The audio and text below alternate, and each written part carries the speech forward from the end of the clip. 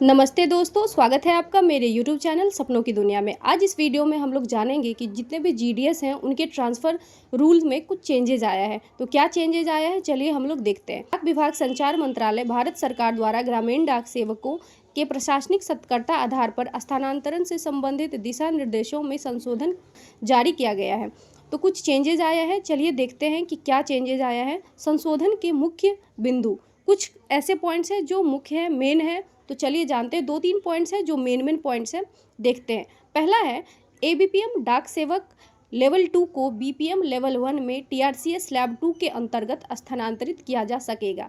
इसका मतलब आप जानिए कि जो ABPM है डाक सेवक है लेवल 2 का मतलब है कि जितने भी ऐसे GDS हैं जो 5 आवर के ड्यूटी करते हैं, जो 4 आवर के ड्यूटी करते हैं वो लेवल 1 में होते हैं, और जो 5 आवर के ड्यूटी करते हैं वो लेवल 2 में होते हैं। तो जितने लेवल 2 वाले जितने भी ABPM हैं वो लेवल 1 के BPM में चेंज करवा सकते हैं, अपना ट्रांसफ़र करवा सकते हैं। दूसरा पॉइंट है कि RMS यूनिट के डाक सेवकों को BPM ABPM डाक सेवक पोस्टल यूनिट में स्थानांतरित किया जा सकता है, बशर्ते वे एक ही TRCS स्लैब में हो।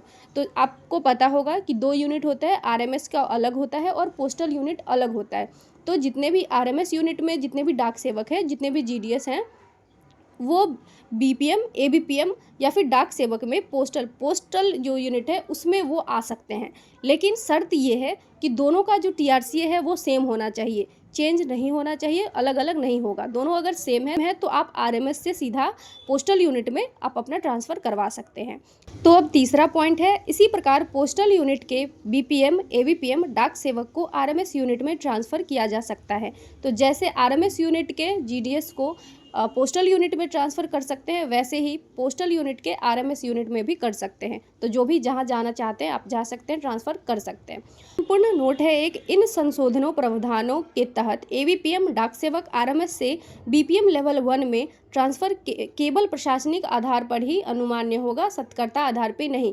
तो अगर प्रशासनिक आधार पे ही हमारा जो RMS के हैं वो BPM में आ सकते हैं। अनिवार्य क्या क्या शिक्षा है जो ज़रूरी है इन सब ट्रांसफ़र के लिए, इन सब बदलावों के लिए। तो BPM पद पर ट्रांसफ़र के लिए संबंधित GDS को निर्धारित शैक्षणिक योग्यता और विभाग द्वारा तय मापदंड पूरे करने होंगे और BPM के लिए अनिवार्य प्रशिक्षण भी लेना होगा। जितने भी ABPM हैं या फिर वो डाक सेवक हैं और वो BPM पे आना चाहते हैं, तो आपको पता होगा कि जो भी BPM का कार्य होता है वो अलग होता है और ABPM का जो काम होता है वो अलग होता है। तो ABPM से अगर आप BPM पे आ रहे हैं तो आपको BPM का ट्रेनिंग भी लेना पड़ेगा कि कैसे काम होता है, क्या क्या होता है, और जितने भी उसके योग्यता है उसको भी आपको करना पड़ेगा, मैच करना पड़ेगा। तो योग्यता तो चलिए दोनों का सेम ही है, फिलहाल दोनों का 10th ही है। आपको ट्रेनिंग वगैरह लेना पड़ेगा कि कैसे काम होगा, यही कहने का मतलब है। ये ऑफिशियल जो अनाउंसमेंट है वो 24 जून को हो चुका है। यहाँ पे मैंने नोटिस जो है, ऑफिशियल नोटिस, ये भी अटैच कर दिया है, आप देख सकते हैं, इसे पढ़ सकते हैं।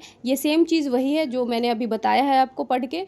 4 चीज़ पॉइंट है जो आपको चेंजेस मिलेगा ABPM से BPM, या फिर आप RMS से पोस्टल में यूनिट में आना चाहते हैं या पोस्टल से RMS यूनिट में जाना चाहते हैं।